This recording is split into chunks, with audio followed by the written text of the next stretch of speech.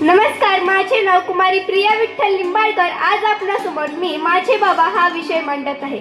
वडील, बाबा, पप्पा, डॅडी, पिता. लिहिण्याला बोलण्याला खूप चांगलं वाटतं, पण आपण प्रत्येक जण जाणून बुजून जो शब्द उच्चारतो तो म्हणजे बाप. आणि त्याच बापाविषयी आज थोडंफार. आई घराचं मांगल्य असते तर बाप घराचं अस्तित्व असतो. पण या अस्तित्वाला आपण कधी समजून घेतलंय का, जाणून घेतलंय का? वडिलांना खूप महत्व असूनही त्यांच्याविषयी फारसं बोललं जात नाही, लिहिलं जात नाही. कोणताही व्याख्याता आईविषयीच अधिक बोलतो, अधिक लिहितो. संत महात्म्यांनी आईचेच अधिक महत्व सांगितले आहे. देवादिकांनी आईचेच तोंड भरून कौतुक केले आहे. चांगल्या गोष्टींसाठी आईचीच चौकमा दिली जाते. बापाविषयी कुठं काही बोललं जात नाही. काही लोकांनी बाप रेखाटला, पण तोही व्यसनी, तापट, मारझोड करणारा. समाजात 1-2% असे बाप असतीलही, पण चांगल्या बापाविषयी, चांगल्या पित्याविषयी काय?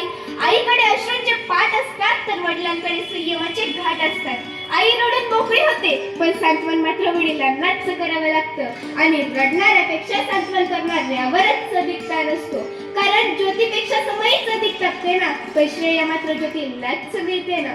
रोजच्या जेवणाची सोय करणारी आई आपणाला आठवते, पण आयुष्याच्या शिदोरीची सोय करणारा बाप आम्ही किती सहज विसरतो. आई रडते, पण वडिलांना रडता येत नाही. स्वतःचा बाप वारला तरी रडता येत नाही, कारण छोट्या भावंडांना जपायचं असतं. आई गेली तरी रडता येत नाही, कारण बहिणींना आधार व्हायचं असतं. पत्नी अर्धावरती सोडून गेली तरी रडता येत नाही, कारण पोरांसाठी अश्रूंना आवर घालावी लागते. जिजाबाईंनी शिवाजी घडवला असं अवश्य म्हणावं, हे हिंदू नृसिंह प्रभू शिवाजी राजा. पण त्याच वेळी शहाजीराजांनी केलेली जीवाची उलथाल विसरून चालणार नाही. देवकीचं यशोदेचं कौतुक अवश्य करावं, पण त्याच वेळी पोरातून पोराला डोक्यावर घेऊन जाणारा वासुदेव लक्षात ठेवावा. राम हा कौशल्याचा पुत्र अवश्य असेल, पण पुत्रवियोगाने मरण पावला तो पिता दशरथच होता ना. वडिलांच्या टाचा झिजलेल्या चपलांकडे पाहिले की त्यांचे प्रेम कळते. त्यांची फाटकी बनियान पाहिली की कळतं आमच्या नशिबाची ठिगळा त्यांच्या बनियानला पडली. त्यांचा दाढी वाढलेला चेहरा त्यांची काटकसर दाखवतो. मुलीला ड्रेस घेतील, मुलाला शर्ट घेतील, पण स्वतः मात्र जुनीच पॅन्ट वापरायला काढतील. मुलगा सलून मध्ये 50 रुपये खर्च करतो, मुलगी ब्युटी पार्लर मध्ये 100 रुपये खर्च करते. पण त्याच घरातला बाप दाढीचा सामान संपला म्हणून आंघोळीच्या सामनाने दाढी करत असतो. अनेकदा तो नुसतं पाणी लावूनच दाढी करतो. बाप आजारी पडला तरी पटकन दवाखान्यात जात नाही. तो आजाराला मुळीच घाबरत नाही, पण डॉक्टर एखादा महिना आराम करायला लावते याची त्याला भीती वाटते.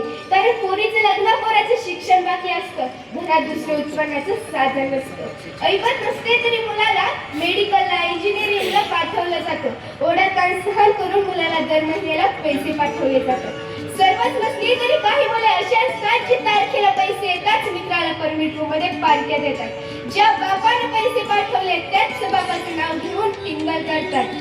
ज्या घरात बाप आहे त्या घराकडे कोणीही वाकडी नजर करून बघत नाही. पहिल्या करणीचं खूप कौतुक होतं, पण हॉस्पिटलच्या आगारात वावरणाऱ्या बापाची कुणीही दखल घेत नाही. चटका बसला, फटका लागला, ठेच लागली तर आई ग हे शब्द बाहेर पडतात. पण हायवेवरून जाताना अचानक ब्रेक लागला तर बाप रे असे शब्द बाहेर पडतात ना. म्हणजे छोट्या छोट्या संकटांना आई चालते, पण मोठी वादळे पेलताना बापच आठवतो. काय पटतंय ना?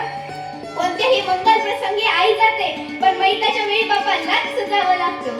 कोणताही तरुण मुलगा रात्री उशिरा घरी येतो, त्यावेळी त्याची आई नाही तर बापच जागा असतो. काय पटतंय ना? खरंच मुलाच्या नोकरीसाठी लाचार होणारा बाप, मुलीच्या स्थळासाठी उंबरठे झिजवणारा बाप, कुटुंबासाठी स्वतःच्या व्यथा दडपवणारा बाप. खरंच किती ग्रेट असतो ना बाप, खरंच किती ग्रेट असतो ना बाप. धन्यवाद.